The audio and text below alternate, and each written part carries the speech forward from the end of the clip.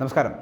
Panoor bomb സ്ഫോടനത്തിൽ ഒരാൾ മരിക്കുകയും മറ്റു ചിലർക്ക് പരിക്കേൽക്കുകയും ചെയ്ത സംഭവത്തിൽ പാർട്ടിക്ക് ഒരു തരത്തിലുള്ള ബന്ധമില്ല എന്ന് CPMന്റെ പാനൂർ ഏരിയ സെക്രട്ടറിയായുള്ള KE കുഞ്ഞബ്ദുള്ള പറയുന്നു.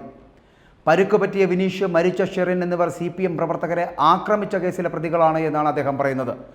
ആ ഘട്ടത്തിൽ തന്നെ ഇവരെ പാർട്ടി തള്ളിപ്പറഞ്ഞിരുന്നുവെന്നും നാട്ടിൽ അനാവശ്യമായ പ്രശ്നങ്ങൾ ഉണ്ടാക്കിയതിൻ്റെ കൂടി പശ്ചാത്തലത്തിലാണ് പാർട്ടി ഇവരെ പരസ്യമായി തള്ളിപ്പറഞ്ഞത് എന്നും പറയുകയാണ്. സ്ഫോടനത്തിന് പിന്നിൽ CPM പ്രവർത്തകരാണ് എന്ന നിലയിൽ രാഷ്ട്രീയ എതിരാളികൾ നടത്തുന്ന പ്രചരണം, ആ പ്രചാരണം ജനങ്ങളെ ബോധപൂർവം തെറ്റിദ്ധരിപ്പിക്കുവാനുള്ള ഗൂഢതന്ത്രമാണ് എന്നാണ് അവരുടെ വാദം. സ്ഫോടനവുമായി ബന്ധപ്പെട്ട് സമഗ്രവും വിശദവുമായിട്ടുള്ള അന്വേഷണം നടത്തി കുറ്റക്കാരെ നിയമത്തിന് മുന്നിൽ കൊണ്ടുവരണമെന്ന് തന്നെയാണ് കുഞ്ഞബ്ദുള്ളയുടെ ആവശ്യവും. ഇത് തന്നെയാണ് CPM സംസ്ഥാന സെക്രട്ടറിയും പറഞ്ഞു വെക്കുന്നത്. ഒരു തരത്തിലുമുള്ള ബന്ധമില്ല ഇവരുമായിട്ടെന്ന്.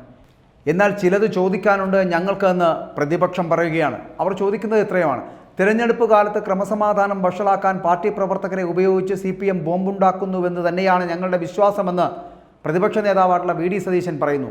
പാനൂരിൽ CPM പ്രവർത്തകൻ്റെ വീട്ടിൽ ബോംബ് സ്ഫോടനം ഉണ്ടാകുന്നു. കേരളത്തിൽ ആഭ്യന്തര വകുപ്പിൻ്റെ ചുമതലയുള്ള മുഖ്യമന്ത്രി എന്തുകൊണ്ടത് കാണുന്നില്ല, അറിയുന്നില്ല?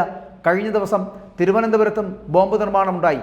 തിരഞ്ഞെടുപ്പ് കാലത്ത് പ്രവർത്തകരെ കൊണ്ട് ബോംബുണ്ടാക്കലാണോ കേരളം ഭരിക്കുന്ന CPMന്റെ പണിയെന്ന് CPM തന്നെ വ്യക്തമാക്കേണ്ടതുണ്ട് എന്നാണ്. ഈ ചോദ്യങ്ങൾക്ക് ഉത്തരം പറയുവാനുള്ള ബാധ്യത മുഖ്യമന്ത്രിക്കുമുണ്ട്. തിരഞ്ഞെടുപ്പ് അട്ടിമറിക്കുവാനാണ് ഇവർ ശ്രമിച്ചുകൊണ്ടിരിക്കുന്നത്. പത്തനംതിട്ടയിൽ സ്ഥാനാർത്ഥി കുടുംബശ്രീയുടെ സ്റ്റേജിൽ കയറിയിരിക്കുകയാണ്. 50,000 പേർക്ക് ജോലി നൽകാമെന്ന് പറഞ്ഞുകൊണ്ടുള്ള ഇരിപ്പ്. തിരഞ്ഞെടുപ്പ് കാലത്ത് സർക്കാർ ഏജൻസികളെ ദുരുപയോഗം ചെയ്യുകയാണ് ഇവർ ചെയ്തുകൊണ്ടിരിക്കുന്നത്. ഇത് സർക്കാരിൻ്റെ ഭാഗത്തു നിന്ന് എങ്ങനെ ചെയ്യാൻ കഴിയും? ഇതൊക്കെ തിരഞ്ഞെടുപ്പ് കമ്മീഷൻ്റെ ശ്രദ്ധയിൽപ്പെടുത്തേണ്ടതല്ലേ? ഇക്കാര്യത്തിൽ ഉചിതമായിട്ടുള്ള നടപടികൾ സ്വീകരിക്കേണ്ടതല്ലേ? ഇനി മന്ത്രി മുഹമ്മദ് റിയാസിൻ്റെ പ്രസംഗം പകർത്തിയ തിരഞ്ഞെടുപ്പ് കമ്മീഷനിലെ ഉദ്യോഗസ്ഥനെ ഈ സ്ഥാനാർത്ഥിയുടെ തന്നെ നേതൃത്വത്തിൽ ഗ്രീൻ റൂമിൽ കൊണ്ടുപോയി ഭീഷണിപ്പെടുത്തുന്ന ഒരു സാഹചര്യം ഉണ്ടാകുന്നു. എന്തുകൊണ്ട്? വീഡിയോ ഡിലീറ്റ് ചെയ്യിപ്പിച്ചിട്ടും എന്ത് നടപടിയാണ് സ്ഥാനാർത്ഥിക്കെതിരെ എടുത്തത് എന്ന് പറയുവാനുള്ള കരുത്തുണ്ടോ? എന്തും ചെയ്യാവുന്ന ഒരവസ്ഥ കേരളത്തിൽ. കേരള രാഷ്ട്രീയത്തിൽ ഒരു രാഷ്ട്രീയ പ്രസ്ഥാനവും മുന്നണിയും വർഗീയ പാർട്ടികളുടെ പിന്തുണ വേണ്ടെന്ന നിലപാട് സ്വീകരിച്ചിട്ടില്ല. ഇങ്ങനെ പറയാൻ CPMന് മുട്ടുവിറയ്ക്കുമെന്നുള്ളതാണ് പറയേണ്ടി വരുന്നത്. കള്ളപ്പണം കൈകാര്യം ചെയ്യാൻ CPMന് കരുവന്നൂർ ബാങ്കിൽ 5 അക്കൗണ്ടുകളുണ്ട് എന്ന് ED തിരഞ്ഞെടുപ്പ് കമ്മീഷനെയും ഒപ്പം തന്നെ റിസർവ് ബാങ്കിനെയും അറിയിച്ചിട്ടുണ്ട് എന്നുള്ള മാധ്യമ വാർത്തകൾ വന്നു. മുഖ്യമന്ത്രി ഇക്കാര്യം നിഷേധിച്ചിട്ടുണ്ടോ? എന്തെങ്കിലും പറഞ്ഞിട്ടുണ്ടോ? കരിവന്നൂരിൽ തെളിവുകളെല്ലാം ഉണ്ടായിട്ടും ഇതുവരെ തിരഞ്ഞെടുപ്പ് വരെ ED ഒരു നടപടിയും സ്വീകരിച്ചിട്ടില്ല. CPM നേതാക്കളെ വിളിച്ചു വരുത്തി തെളിവ് കാട്ടി എന്ന് പറയപ്പെടുന്നു. എന്നിട്ട് അവിടെ പറഞ്ഞു വിടുന്ന ഒരു സമീപനം ഉണ്ടാകുന്നു. CPMഉം BJPയും ഒന്നല്ല രണ്ടാണ് എന്ന് ജനങ്ങളെ കാണിക്കുവാനുള്ള ഗിമിക്കാണ് ഇതെന്ന് VD സതീശന് വാദമുണ്ട്. അതങ്ങനെ തന്നെ ഇരിക്കട്ടെ.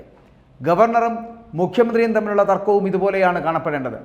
മനുഷ്യാവകാശ കമ്മീഷനെ നിയമിക്കാൻ സർക്കാരും ഗവർണറും തമ്മിൽ എവിടെയാണ് ചർച്ച നടത്തിയത് എന്ന് പറയേണ്ടതല്ലേ? സർക്കാരും ഗവർണറും തമ്മിൽ ഒത്തുതീർപ്പിലെത്തി എന്ന് തന്നെയല്ലേ പറയേണ്ടത്? കേന്ദ്ര ഏജൻസികളുടെ പ്രവർത്തനം പരിധി വിടാതിരിക്കുവാനുള്ള ഇടനിലക്കാരുണ്ട്. പക്ഷേ CPM BJP അന്തർധാരയൊക്കെ മാറി ബിസിനസ് പാർട്ട്ണർഷിപ്പിൽ എത്തി നിൽക്കുന്ന ഒരു സാഹചര്യം ഉണ്ടാകുന്നു. തിരഞ്ഞെടുപ്പ് ഈ ബന്ധം എവിടം വരെ കൊണ്ടുപോകുമെന്ന് കാത്തിരുന്ന് കാണേണ്ടതല്ലേ? കേരളത്തിൽ UDFഉം LDFും തമ്മിൽ മത്സരം നടക്കുന്നു. BJPയും അതിനോടൊപ്പം നിൽക്കുന്നു എന്നുള്ളതാണ്. ആ BJP കേരളത്തിൽ സ്പേസ് ഉണ്ടാക്കി കൊടുക്കുവാനുള്ള ശ്രമം നടത്തുന്നത് ആരാണ്? CPM ആണ് എന്ന് സുരേന്ദ്രൻ പോലും പറയാത്ത കാര്യങ്ങൾ BJP സ്ഥാനാർത്ഥികളെക്കുറിച്ച് LDF കൺവീനറായിട്ടുള്ള EP ജയരാജൻ പറയുന്നത് അതിൻ്റെ സൂചനകളല്ലേ എന്ന് VD സതീശൻ്റെ ചോദ്യമാണ്.